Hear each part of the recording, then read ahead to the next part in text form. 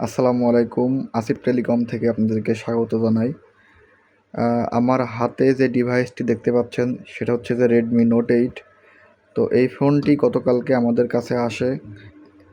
এই ফোনটির সমস্যা ছিল, প্রথমত ফোনটি অটোমেটিক্যালি অফ হয়, অন হয়, মানে অটো রিসেট নেয়।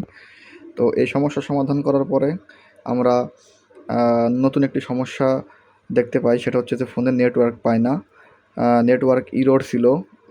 তো পরবর্তীতে আমরা আইএমআই চেক দিই, সেটা আইএমআই মানে মিসিং ছিল, এবং বেস ব্যান্ড চেক দিই, বেস ব্যান্ড মিসিং ছিল, আননোন ছিল।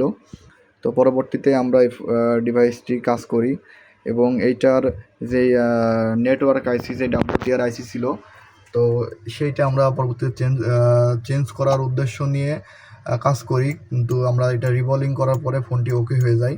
এইটা হচ্ছে যে নোট 8-এর স্কিমেটিক্স।